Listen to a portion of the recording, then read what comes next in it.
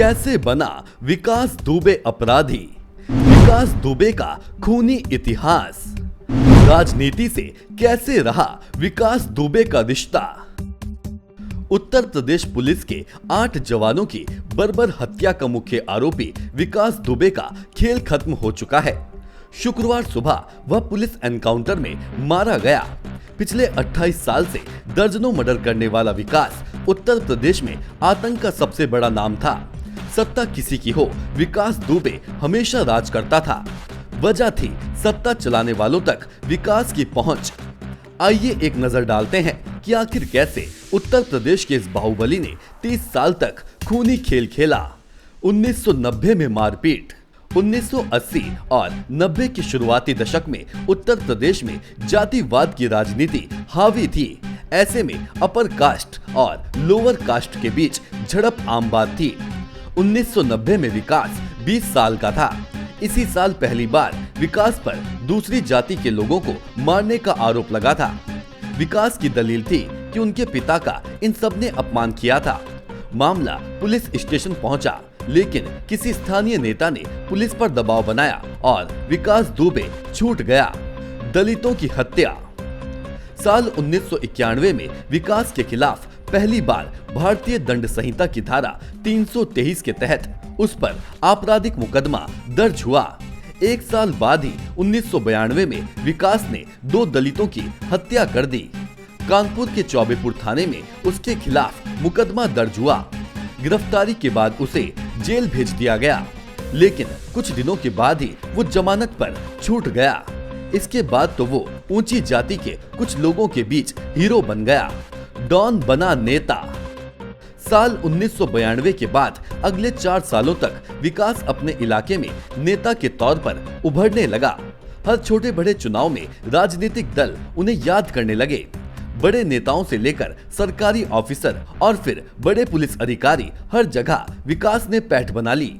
साल 1996 में वो बीएसपी में शामिल हो गया। शिवली और उसके आसपास के इलाकों में वो उन दिनों हरकिशन श्रीवास्तव का काफी करीबी माना जाता था। कॉलेज के प्रिंसिपल की हत्या। साल 2000 में तो विकास दुबे डॉन बन गया।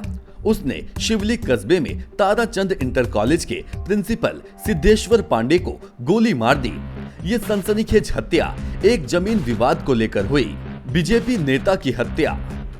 साल 2001 में विकास दुबे ने बीजेपी के सीनियर नेता संतोष शुक्ला की शिवली पुलिस स्टेशन के अंदर हत्या कर दी। उन दिनों केंद्रीय रक्षा मंत्री राजनाथ सिंह उत्तर प्रदेश के मुख्यमंत्री थे। कहा जा रहा है कि हरिकिशन श्रीवास्तव और संतोष शुक्ला के बीच राजनीतिक लड़ाई के चलते उसने ये मर्डर किया। पुलिस स्टेशन में हत्या को अंजाम देने के बाद भी पुलिस उसे वहां गिरफ्तार नहीं कर सकी। आखिरकार उसने कोर्ट में सरेंडर किया।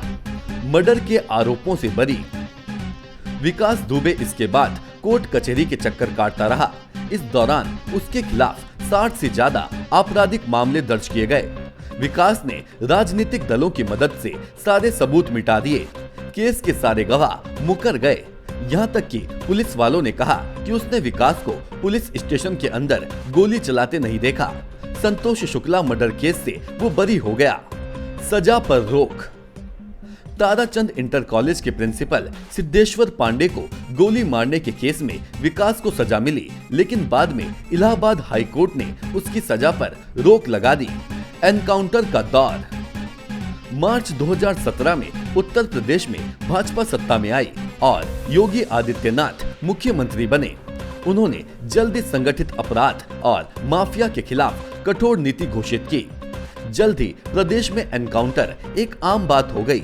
एसटीएफ ने विकास दुबे को गिरफ्तार भी किया, लेकिन एक बार फिर वो जमानत पर रिहा हो गया। बीजेपी में शामिल होने की कोशिश। सूत्रों के मुताबिक विकास दुबे बीजेपी में शामिल होने की कोशिश कर रहा था।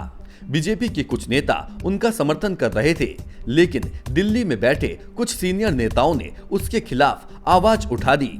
कहा जा रहा है कि संतोष शुक्ला से बीजेपी के एक नेता का पारिवारिक रिश्ता है और उन्होंने इसका पुरजोर विरोध किया। नेशन 1 से प्रमेश मनोड़ी की रिपोर्ट। नेशन वन की खबरों के अपडेट के लिए आप हमारे चैनल को लाइक करें, सब्सक्राइब करें, पसंद आई वीडियो को शेयर करना ना भूलें और ज़्यादा जानकारी के लिए लॉग इन करें www.nation1.tv पर। अधिक जानकारी के लिए आप हमें ट्विटर, फेसबुक पर भी फॉलो कर सकते हैं। तो खबरों की ज़्यादा जानकारी के लिए बने रहें नेशन वन के साथ।